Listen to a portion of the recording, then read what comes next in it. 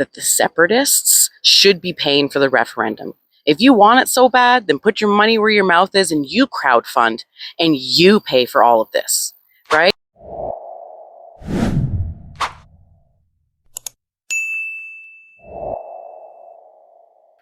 Hello, Krabby here. You also might know me as Only Krabs, the Krabby Patty, the Crab is back. Multiple different names because I usually yap my opinions and takes on TikTok. But TikTok is cracking down a lot more on left-leaning opinions for some reason. They must have gotten bought up by some like right-wing oligarch or something like that, because it doesn't even matter if what I'm posting is factual. I'm getting reported for misinformation. Like, I can't even like breathe incorrectly on that app lately without getting an account banned. And now I'm on account number 4. So I've decided that I'm going to come over to YouTube and see what goes on over here. You know what I mean? Because I'm not going to let these right-wing bot accounts and trolls dictate who can and who cannot share their opinion on the internet. And today we're going to be talking about the referendum that Alberta is being forced to go and take a vote on next year, even though the majority of us don't want to do it. And what are my credentials? I live in Alberta. I am an Albertan. I, for one, care about this province, and I'm painfully aware that separation isn't something easy or cheap, right? And it's probably not going to benefit Alberta as a province. So I am staunchly against this whole separatist movement, and I know the majority of other Albertans feel the same.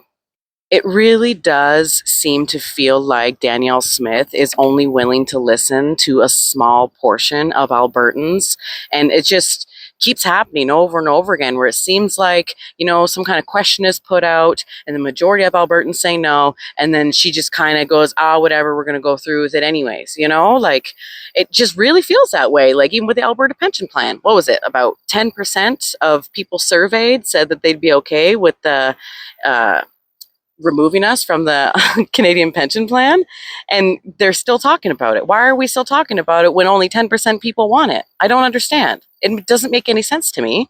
Nothing of what that woman is doing to this province makes sense to me, to be quite frank with you. I do remember a time where she said with her own mouth that Albertans would never have to pay out of pocket for healthcare. And now look at us. We're paying for COVID vaccines. I'm sorry, but that doesn't seem honest to me. That doesn't scream honesty to me whatsoever. Don't even get me started on the whole receipt thing about how now they don't have to show what the money is being spent on anymore over $100. Like, that's, come on.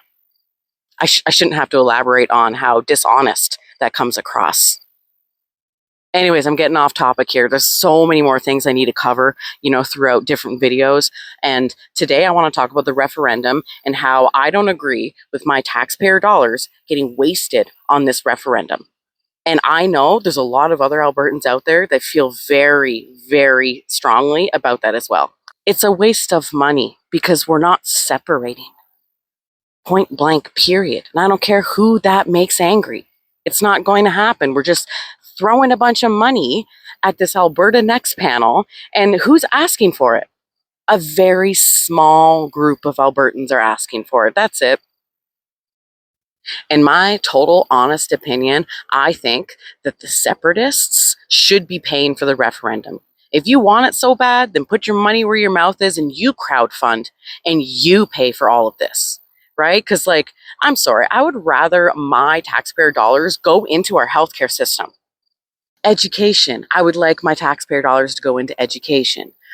Infrastructure, you know, like stuff that I think the majority of Albertans can say that we would like to see improved. And no, let's just throw it into a referendum anyways, right? Because that makes sense.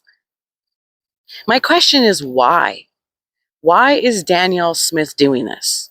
What does she have to gain from it? What does Alberta have to gain from it? Like, Alberta isn't going to do well without the subsidies that we get from the feds. I don't understand the disconnect and how some people aren't putting that together or actually thinking about what the plan is. Like, what are we going to do for military? What are we going to do for trading access? Like, what? Hello, like our own police force? It just sounds like more taxes to me, honestly. At the end of the day, it sounds like we're going to get taxed way more if we're not a part of Ottawa or whatever the fuck. You guys seem to think everything is like attached to Ottawa. But the fact of the matter is that Alberta needs Canada just as much as Canada needs Alberta. That's just the facts. And I also find it quite alarming, too, that there's a good handful of these separatists that want to become part of the United States. And I don't know if they're paying attention to what is happening down south, but no, thank you. No, thank you. I don't want to be a part of that fucking godforsaken country. There's no way. No effing way. And trust me, I know a bunch of people be like, well, if you don't like Alberta, then move. Well, I will move if they separate. But fortunately for me, we're not going to separate. So I like to describe this referendum as a gigantic soother being put into the mouths of the people that are really, really upset that Pierre did not win the federal election. And in fact, he lost so bad that he lost his own seat in his own riding. You know, like, I get it. That is destructive to the ego if you put 100% of your identity behind a politician. I, for one, I could never. I don't like politicians that much to begin with. It doesn't matter what party it is. I'm not a party loyalist or some dumb shit like that, because I feel like once you become a party loyalist, that is when you become manipulated. And no thanks, not for me. But yeah, I think that's pretty well it for my first video over here. I still am trying to figure out my posting style over here. I'm used to short form videos, so I guess I'm gonna have to get real creative over here if I want to continue talking my opinions and the way I see the world, using logic and common sense. Maybe I should have just named the channel Common Sense Crabs. that would have pissed them off so much. But yeah, we're basically just going to be testing out the community guidelines over here to see if it's easier to post over here, what I can do reach-wise, get my message out there, and find community, because I know I am not the only Albertan that feels like this. I am 100% aware. I have talked to community members in person.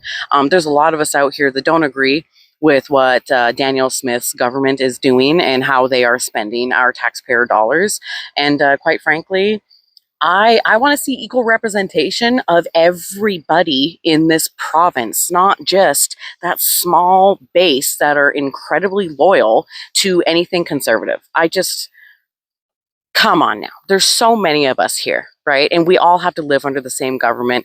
We all have to be subjected to the policies, and certain systems crumbling, like our healthcare. And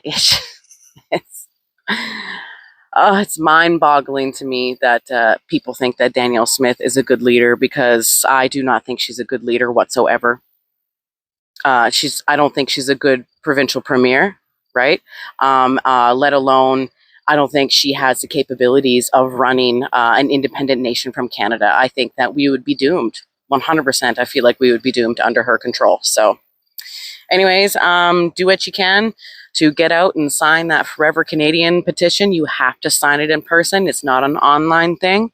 You have to sign it in person from like an actual canvasser. Okay, so get out there, sign it. Let's save Alberta from these separatists, shall we?